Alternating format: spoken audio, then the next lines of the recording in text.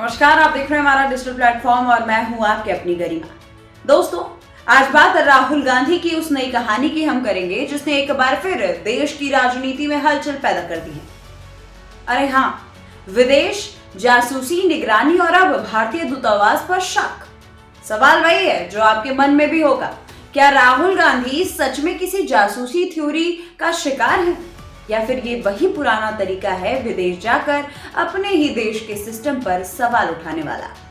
अब आपको हम बताते चले कि पूरा बवाल शुरू कहां से हुआ है। दरअसल दोस्तों, ओवरसीज कांग्रेस के चेयरमैन सैम पित्रोदा के एक बयान ने पूरा ये जो बवाला है वो खड़ा कर दिया है। पित्रोदा का ये दावा है दोस्तों कि राहुल गांधी जब भी विदेश जाते हैं तो भारतीय दूतावास के अधिकारी उनकी हर गतिविधि पर नजर रखते हैं। उनके मुताबिक होटल हो, मीटिंग हो या फिर एयरपोर्ट, राहुल गांधी की हर मूवमेंट मॉनिटर की जाती है। इतना ही नहीं दोस्तों, पित्रोदा ने यह भी कह दिया कि कई बार विदेशी नेताओं से राहुल गांधी को मिलने से रोका जाता। अब जरा आप खुद सोचिए कि क्या किसी देश का दूतावास अपने ही देश के बड़े नेता की सुरक्षा और गतिविधियों पर नजर रखे तो उसे जासूस कहा जाएगा या फिर एक सामान्य सुरक्षा और प्रोटोकॉल की प्रक्रिया है? आपको हम बताते दोस्तों, तो जो लोग कूटनीति और सुरक्षा को समझते हैं वो ये बात साफ कह रहे हैं, विदेश दौरे पर गए किसी भी बड़े नेता की सुरक्षा और मूवमेंट पर नजर रखना दूतावास की जिम्मेदारी होती है, खासतौर पर जब नेता Z+ या फिर उससे ऊपर की सुरक्षा में। तो फिर सवाल यह है कि जब दूतावास अपना काम कर रहा है तो इसे जासूसी का नाम आखिर क्यों दिया जा रहा है? और दोस्तों, ये कोई पहली बार तो है नहीं। राहुल गांधी पहले भी विदेशों में भारत की लोकतांत्रिकता, व्यवस्था, संस्थानों और सरकार पर सवाल उठाते रहे। कभी कहा कि भारत में लोकतंत्र खतरे में है, तो कभी ये कहते नजर आते हैं कि संविधान कमजोर किया जा रहा है, और अब भारतीय दूतावास पर ही निगरानी की आरोप लगा दिया। यानी जगह बदलती है, मंच बदल जाता है, बल्कि देश भी बदल जाता है, लेकिन इनकी कहानी वही चलती रहती है। अब सैम पित्रोदा के इन आरोपों पर बीजेपी ने भी सीधा जवाब दे दिया है।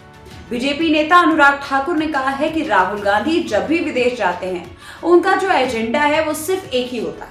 अनुराग ठाकुर का ये कहना है कि अगर कोई नेता विदेश जाकर के अपने ही देश की संस्थानों पर शक करता है तो इससे भारत की अंतर्राष्ट्रीय छवि को नुकसान ही होता है।